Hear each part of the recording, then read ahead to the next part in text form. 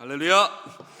주일 오후 예배 나오신 여러분을 진심으로 또 환영하고 축복합니다. 오늘 이 예배가 하나님의 말씀이 우리 마음판 가운데 깊이 새겨지게 되는 그러한 예배 될 수 있기를 간절히 소망합니다. 우리 서로를 바라보면서 이렇게 한번 인사했으면 좋겠습니다. 예배의 자리를 사수합시다. 인사합시다. 예배의 자리를 사수합시다. 아멘. 우리 모두가 어느 때든지 예배의 자리를 꼭 지키는 우리 모든 승연의 가족들이 될 수 있기를 주님의 이름으로 축복합니다. 제가 이 오후 예배 때 이 강단에 설 때마다요 늘 느끼는 것이 하나 있습니다. 무엇이냐면요, 성도님들의 눈빛이 오전과는 조금 다르다라는 거예요. 정말 많이 피곤해 보이십니다. 오늘 이 말씀 시간에 원어에 대한 것도 풀어야 되고 배경들도 다뤄야 되고 좀 어려운 말씀을 전하게 될 것 같은데, 사실 저에게 말씀을 준비하면서 두려운 마음이 드는 것은 왜일지 모르겠습니다. 그리고 이제 또 말씀을 들으셔야 하실 텐데, 지금부터 또 온 우주에서 가장 무겁다는 뭔가요? 눈꺼풀과 영적 전쟁을 시작하여야 하는 성도님들도 계실 것 같은데요, 싸워서 이길 수 있기를 주님의 이름으로 축복합니다. 네, 저는 여러분이 앉아있는 이 장의자를 볼 때마다요, 저는 참 편안함을 많이 느낍니다. 또 한편으로는 침대다라고 느낄 때가 종종 있습니다. 제가 어렸을 때 시골교회에 있었기 때문에 저는 어머니하고 아버지하고 저하고 이렇게 시골 교회 안에서 참 장의자에서 참 많이 잠을 잤습니다. 아마 아시는 분들은 아실 것 같아요. 이제 장의자 두 개를 연결하면요 어떻게 됩니까? 가운데 부분이 살짝 올라가요. 그리고 거기에서 옆으로 딱 쓸려 내려가는 느낌으로 누우면요 굉장히 안정감을 느끼게 됩니다. 정말 숙면 중에 숙면을 취할 수 있다면 교회에서 가는 게 가장 잘 잤던 것 같아요. 나중에 기회가 되면 꼭 한번 해보시기 바랍니다. 네, 저한테는 그게 에이스 침대였습니다. 네, 여러분, 제가 이 말씀을 드리는 이유는 무엇이냐면요, 우리가 예배를 드릴 때 장의자에 앉아서 이 앞을 가만히 쳐다보고 있으면 졸음이 올 수 있다라는 거예요. 시원하기도 하고 의자도 편하고 또 밥도 든든히 먹었으니까요, 솔직히 이 시간에 졸음이 쏟아지는 것은 어쩌면 당연한 것일지도 모르겠습니다. 어디 그뿐입니까? 특별히 이 오후 예배 들으신 우리 성도님들 가운데 교회 여러 곳에서 몸과 마음으로 헌신하고 계시는 것 너무나도 잘 알고 있습니다. 이제 1부 예배가 시작되기 전에 또 우리 안내팀 일찍 나와주시고요, 2부 예배 또 3부 예배 이때 사회를 마치고 교회 이제 이곳저곳을 이렇게 돌아다니면서 살펴보면요, 정말 여러분들의 섬김의 손길이 없는 곳이 정말이지 거짓말 하는 거 아닙니다. 정말 단 한 군데도 없는 것 같아요. 주방에서, 교육부서에서, 차량 봉사로, 안내로, 찬양대로, 제가 여기서 다 말씀드릴 수는 없지만 수많은 곳에서 여러분들은 주님의 손과 발이 되어서 주님의 교회를 세우기 위하여서 헌신하고 계십니다. 그런데 혹시나 이 자리에 아직 우리 교회 안에서 섬김의 자리가 없으시다면, 혹은 섬김의 자리를 찾고 계시다면 우리 교육자들에게 꼭 말씀해 주셨으면 좋겠습니다. 저희가 열심히 최선을 다해서 섬김의 자리를 찾아 드릴 테니 주님의 교회를 함께 세워나갈 수 있는 우리 승연의 모든 성도님들 되시기를 주님의 이름으로 축복합니다. 교회는 혼자 되는 것이 아닙니다. 교회는 함께 지어져 가는 것입니다. 네, 이제 말씀으로 돌아와서요, 우리 오늘 본문의 말씀을 가만히 들여다보면요, 여러분, 우리처럼 오늘 하루 힘써 교회의 사역을 감당하고 가족의 사역을 감당하고 직장에서의 사역을 감당하는 그 자리에서 온종일 땀 흘려 일하다가 천근만근 무거운 피로를 이끌고 예배 자리에 모인 사람들의 이야기가 등장하는 것을 우리는 말씀을 통해서 볼 수 있습니다. 이 이야기를 우리가 살펴보기를 원하는데요, 먼저 이 이야기를 살펴보기 전에 오늘 본문의 말씀이 어떤 배경에서 진행되는지를 함께 먼저 나누어야 될 것 같아요. 배경은요, 먼저 이러합니다. 사도 바울이 3차 전도 여행이 거의 막바지에 이르렀어요. 이제 본격적으로 소아시아와 유럽의 이방 교회들에서 이제 모금한 구제 헌금을 가지고요, 예루살렘으로 전달하기 위해서 그 여정들을 이제 본격적으로 시작합니다.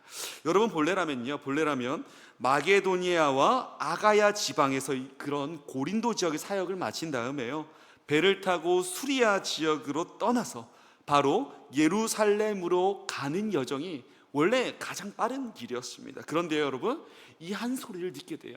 유대인들이 사도 바울을 죽이려고 음모를 꾸미려고 있다라는 첩보를 사도 바울은 듣게 됩니다. 그래서요, 그들을 피해서 우회해서 예루살렘으로 이동하는데요, 그 첫 번째 우회 지역이 바로 오늘 본문의 말씀의 배경이 되는 드로아 지역입니다. 드로아 지역.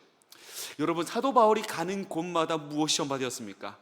복음이 전파되었습니다. 복음. 하나님 나라의 복음이 전파되었습니다.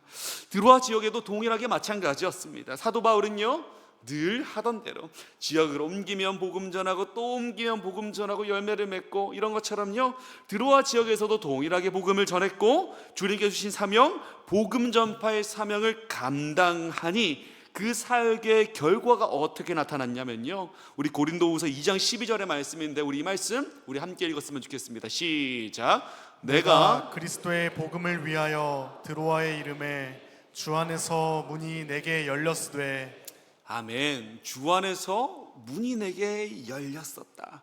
그러니까 하나님께서 드로아 지역의 복음을 전하니 드로아 지역의 마음의 문도 열어주시고 말씀의 문도 열어주시고, 그러다 보니 부흥의 열매가 많아졌다. 열매가 많아졌다라는 거예요.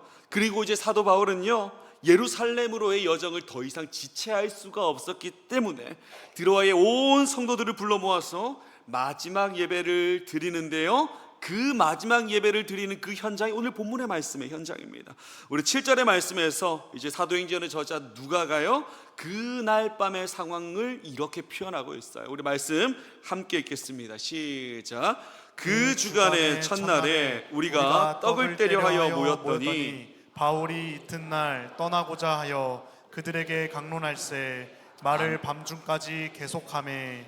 자, 여기서 말씀을 봤을 때 사도 바울이요, 저는 이 말씀을 들을 때 어떻게 느꼈냐면 사도 바울이요, 도망가려고 했었던 것 같아요.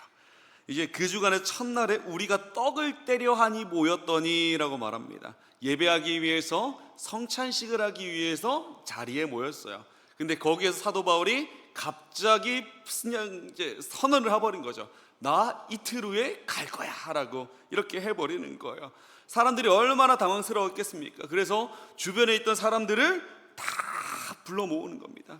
이제 그렇게 해서 예배가, 주일 예배가 진행되게 되는 것이죠. 여기서 그 주간의 첫날이라는 말이 좀 헷갈릴 수도 있을 것 같아요. 하나 짚고 넘어가자면요, 이 그 주간의 첫날에라는 부분은 제가 말씀드렸듯이 주일을 의미합니다. 주일. 그런데 여러분, 2000년 전 로마 사회에서 주일은 쉬는 날이었을까요? 쉬지 않는 날이었을까요? 똑같은 쉬는 날이었을까요? 그렇지 않았습니다. 오늘날 우리처럼요, 관공서가 쉬고 학교도 쉬고 회사에 가지 않았던 그런 빨간 날의 개념이 아니었어요. 그 지역 그리스도인들은요, 대부분 노예들이었거나 하층민들이었는데요, 이들은요, 여러분, 결코 쉴 수가 없었습니다. 쉬었다라고 해도 토요일 날에 유대인들은요, 쉬기는 했다고 합니다. 그러나 대부분의 사람들은, 특별히 그리스도인의 대다수를 이루었던 하층민들과 노예들은요, 쉴 수가 없었어요. 평일과 똑같은 강도로 아침부터 저녁까지 하루 종일 일해야만 했던 고된 노동의 날이 바로 이 주일이었던 것입니다. 그럼에도 불구하고 비록 몸이 피곤했음에도 불구하고 떠나는 바울을 맞이하기 위해서, 무엇보다 하나님의 말씀을 듣기 위해서, 예배하기 위해서 수많은 사람들이 피곤한 몸을 이끌고 다락방으로 모였습니다. 여러분, 그런데 그 다락방으로 모였는데요, 예배 환경이 엄청 안 좋았던 것 같아요. 8절의 말씀입니다. 이렇게 기록되어 있습니다.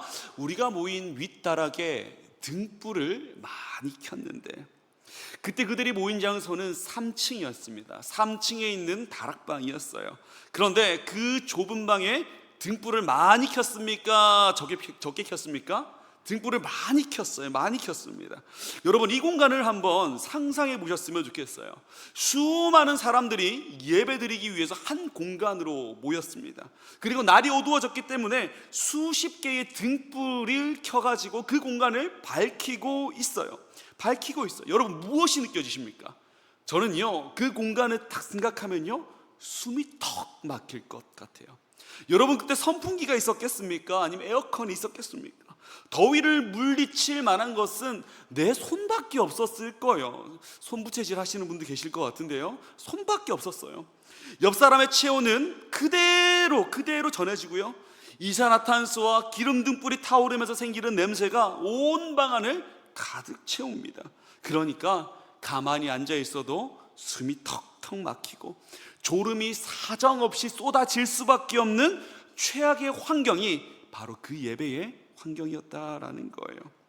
그런데 그렇게 된다면 설교라도 조금 짧아야 되는데, 이런 열악한 환경 속에서 사도 바울의 설교가 언제까지 이어집니까? 밤중까지 계속 이어집니다. 마지막 설교이고 바울이 살아서는 다시 이들을 볼 수 없기 때문에 하고 싶은 말이 너무 많았던 것 같아요.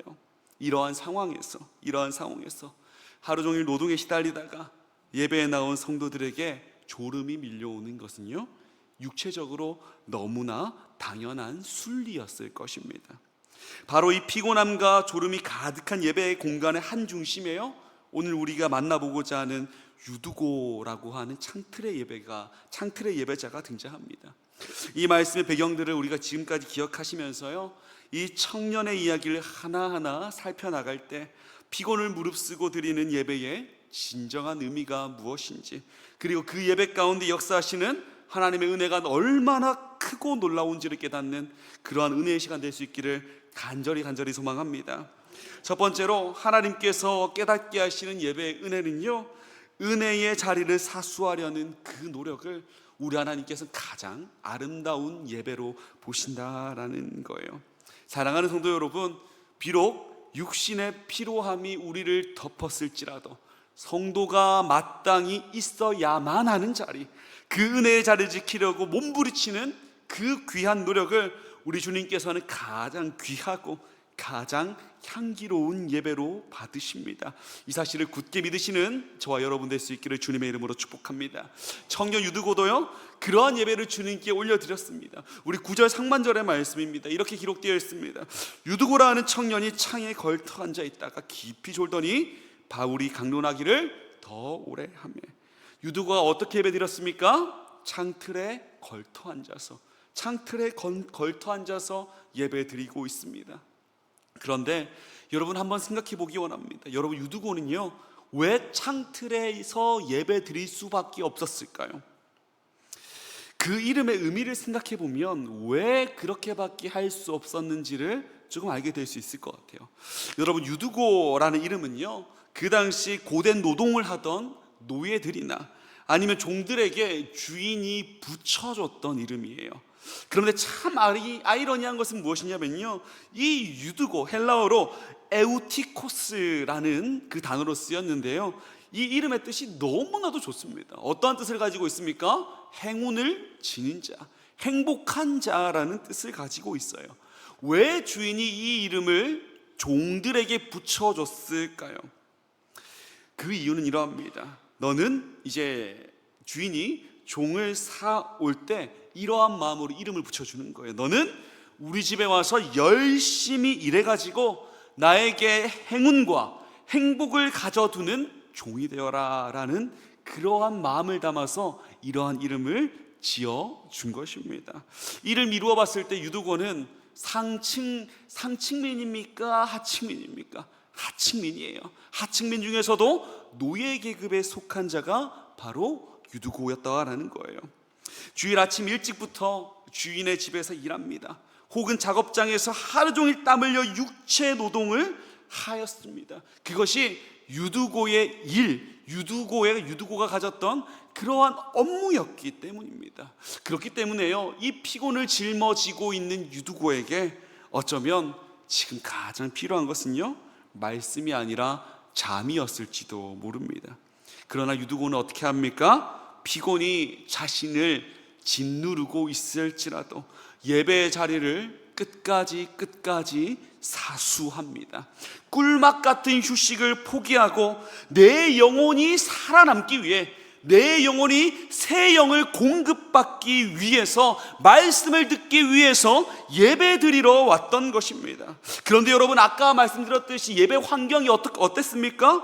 좁고 덥고 가만히 있어도 졸음이 사정없이 쏟아지는 정말 이 최악 중에 최악의 상황이었습니다. 그래서요, 유두고는요, 자신이 다른 사람들처럼 평범하게 예배드리면 좋을 것을 너무나도 잘 알았던 것 같아요. 그래서 그는 어디에 앉습니까? 창틀에 앉는 거예요. 창틀에. 바깥에 불어오는 시원한 밤 공기라도 맞으면서 졸음을 쫓아내보려고, 예배 드려보려고 선택한 그 자리가 바로 창틀이었던 것입니다. 사랑하는 성도 여러분, 하나님께서 그럼에도 불구하고 예배드리는 그 애틋한 중심과 노력을 그 어떤 예배보다 더 향기롭게 받으셨음을 기억하시기 바랍니다. 구약 레위기의 말씀을 보면요, 하나님께 드리는 수많은 제사 중에 번제가 나옵니다. 번제. 여러분, 번제는 무엇입니까? 가죽을 제외한 제물의 모든 것을 완전히 불태워서 하나님께 올려드리는 제사가 바로 번제예요. 번제.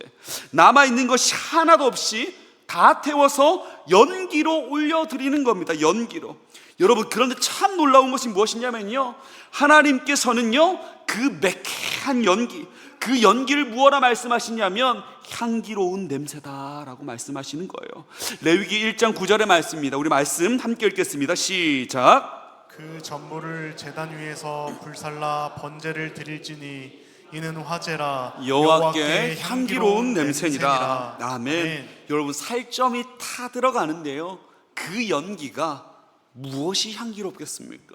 그러나 하나님께서는요, 비록 향기롭다라고 여겨질 수 없을지라도 하나님께서는 그것을 향기롭게 여겨주십니다.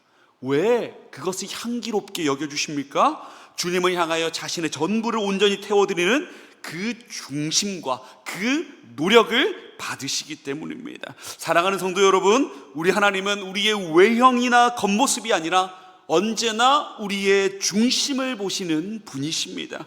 비록 우리의 육신이 너무나도 아프고 피곤하여서 치열한 전쟁을 할 수밖에 없을지라도 내 중심이 은혜의 자리를 끝까지 사모하기 위해서 창틀에서 우리가 사투를 벌이고 있다면 하나님은요, 바로 그 노력을 지금 이 시간에 가장 향기로운 번제로 받아주십니다. 이러한 믿음을 가지고요, 무슨 일이 있던지 예배의 자리를 끝까지 사수할 수 있는 저와 여러분 되시기를 주님의 이름으로 축복합니다. 그러나 참 마음 아프고요, 또 안타까운 것은요, 우리의 중심과 사모함이 이토록 간절하고 예배를 사수하려고 노력했을지라도 사람에게는 어쩔 수 없는 육체의 한계와 현실의 무거운 무게가 찾아온다라는 거예요. 그래서 우리의 예배가 추락될 때가 있다라는 것입니다.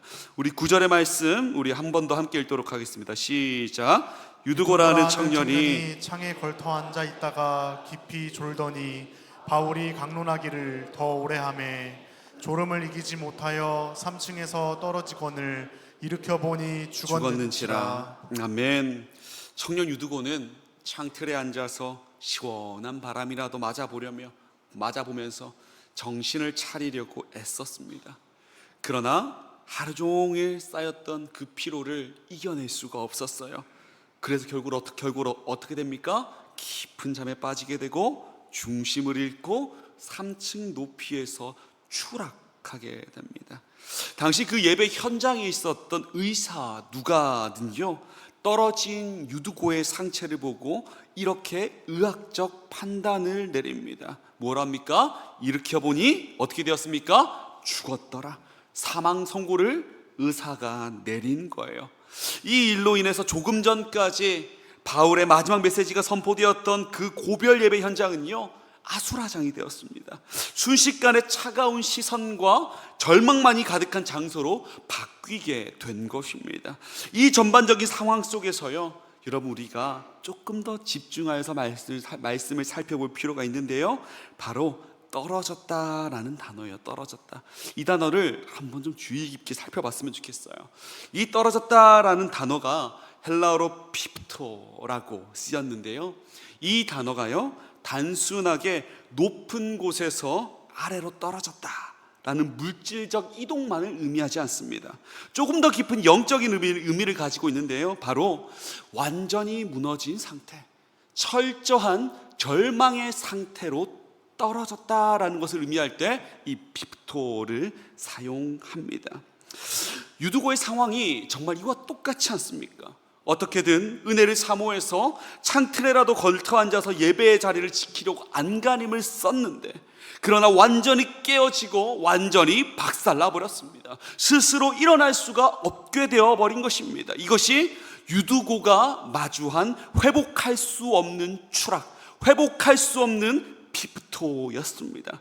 사랑하는 성도 여러분, 우리가 생각해 보면요, 이 유두고의 비극적인 추락 사건은 어쩌면 오늘날을 살아가는 저와 여러분의 이야기일지도 모릅니다.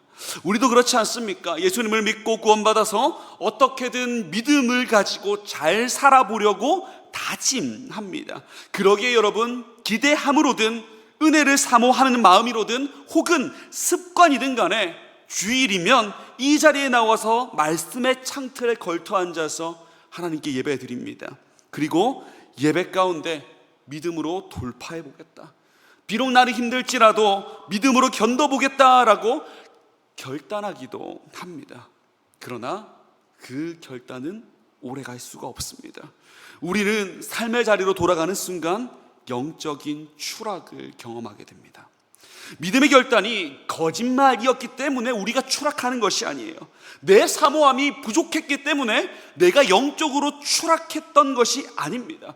무엇이 우리를 추락하게 합니까? 그 이유는 무엇이냐면요, 실제로 세상 속에서 마주하는 우리의 삶의 무게가, 현실의 파도가 우리의 생각보다 훨씬 더 거칠고 강력하기 때문입니다. 그래서 내 간절했던 의지와 노력과는 상관없이 영적인 졸음, 영적인 추락에 빠지게 되는 거예요.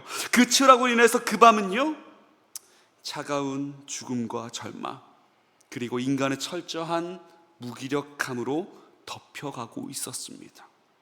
하지만 사랑하는 성도 여러분, 다시 일어날 수 없는 끝의 상황 속에서 우리 하나님께서는요, 놀라운 복음의 능력, 놀라운 반전의 역사를 예비하시는 것을 우리는 말씀을 통해서 확인할 수 있습니다. 그 반전이 무엇입니까? 세 번째입니다. 추락한 우리를 예배 가운데 은혜로 덮어주신다라는 거예요. 주님의 덮어주심이 그 자리에 나타난다라는 것입니다. 우리 본문 10절의 말씀입니다. 우리 말씀 함께 읽도록 하겠습니다. 시작. 바울이 내려가서 그 위에 엎드려 그 몸을 안고 말하되 떠들지 말라, 생명이 그에게 있다 하고, 유두고가 3층에서 추락하여서 완전히 숨이 끊어졌을 때 사도 바울은 어떻게 행동하고 있습니까? 모든 설교를 멈춥니다. 사건 현장으로 내려갑니다. 그리고 그 청년을 꼭 안아줍니다. 그리고 수군대는 무리들을 향하여 이렇게 외칩니다. 떠들지 마라, 생명이 그에게 있다. 여기서 바울이 유두고를 꼭 안아주었다, 그 위에 엎드렸다라고 말할 때 쓰인 단어는요, 아까 추락이라는 단어 피프토를 나누었던 것처럼 그 엎드리고 안아주었다라는 그 단어에도요, 깊은 영적인 의미가 동일하게 들어가 있어요. 설교를 집중해서 잘 들으신 분들은 기억하실 겁니다. 조금 전에 유두고가 3층에서 떨어졌을 때 쓰인 단어가 무엇이었습니까? 피프토라는 단어였습니다. 어떤 뜻이었습니까? 단순히 위에서 아래로 떨어졌다라는 것만 의미하는 것이 아니라 완전히 깨어져서 내 힘으로는 도저히 일어날 수 없는 철저한 절망의 상태를 의미한다라고 말씀드렸었습니다. 그런데 오늘 본문 10절의 말씀에서 사도 바울은요, 그 청년의 몸 위에 엎드렸다라고 합니다. 이것과 참 비슷한 단어를 쓰는데요, 여기서 엎드렸다라는 단어를 성경에서는 어떤 단어를 쓰냐면요, 에피피프토라는 단어를 씁니다. 추락을 뜻해왔던 그 단어 피프토 앞에 위에서 덮어버린다라는 뜻을 가진 에피가 달라붙어 있는 거예요. 그러니까 에피피프토의 뜻은 무엇이 됩니까? 철저한 절망의 상태 위를 온몸으로 덮어버린 상태라는 뜻이 되는 겁니다. 사랑하는 성도 여러분, 절망의 상태를 덮은 이 모습이요, 바로 저와 여러분이 오늘 누리는 진짜 예배의 실상입니다. 우리는 이렇게 예배 드려야 돼요. 여러분, 진짜 예배는요, 내가 하나님 앞에 완벽한 모습으로 나아가서 외적으로 거창하게 드리는 예배가 아닙니다. 정말로 주님께 드리는 간절한 예배, 정말로 주님께 드려야 하는 성도의 예배는요, 세상 속에서 치열하게 부딪히면서 영적으로 육적으로 추락한 몸을 이끌고 이 자리에 나와서 엎드렸을 때 하나님께서 거룩한 은혜의 옷자락으로 깨어진 영과 육의 상처를 완전히 덮어버리시는 자리가 바로 예배의 자리인 것입니다. 그리고 그 덮으심의 은혜가 임하는 예배의 자리에서는 우리가 무엇을 발견할 수 있냐면요, 바로 예수 그리스도의 십자가 사랑을 우리는 동일하게 발견할 수가 있어요. 예수님께서 우리를 죄 가운데서 건져내기 위해서 높고 높은 하늘 보좌 위에서 내려오셨습니다. 이 땅으로 내려오셨습니다. 비참한 추락의 현장으로 우리 가운데 친히 내려오신 거예요. 그리고 십자가에서 당신의 온몸을 찢으시고 피를 흘리시면서 스스로 절대 일어날 수 없는 저와 여러분의 인생을 보혈의 피로 안아주시고 덮어주셨습니다. 그 덮음으로 말미암아서 우리에게 무엇이 주어졌습니까? 우리의 모든 허물과 수치는 보혈의 피로 가려지게 되었고 우리는요, 새 영을 받게 되었습니다. 사랑하는 성도 여러분, 이 일들을 경험하는 시간이 진실된 예배의 시간입니다. 예배를 통하여서 십자가의 보혈의 안으심을 누리시고 또한 다시 살리시는 하나님의 임재를 기대하시고 늘 누리게 되시는 저와 여러분 되시기를 간절히 소망합니다. 그렇게 주님의 덮으심의 은혜가 임하고 새 영을 공급받자 그 눈물이 가득했던 드로아 교회의 예배 현장에 이러한 은혜가 나타나기 시작하는 거예요. 우리 11절과 12절의 말씀, 이 은혜의 말씀 우리가 큰 소리로 함께 읽도록 하겠습니다. 시작. 올라가 떡을 떼고 오랫동안 곧 날이 새기까지 이야기하고 떠나니라. 사람들이 살아난 청년을 데리고 가서 적지 않게 위로를 받았더라. 아멘.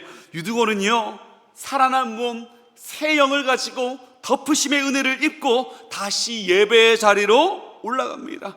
올라가서 함께 기쁨과 감사의 떡을 떼며 말씀을 나눕니다. 수많은 사람들이 유두고를 보고 적지 않은 위로를 받았습니다. 여러분, 한번 상상해 보시기 바랍니다. 한 청년의 비극적인 추락과 죽음으로 끝나버릴 뻔했던 그 예배가요, 주님의 안아주시고 덮어주시는 그 은혜로 말미암아서 기쁨이 회복되었습니다.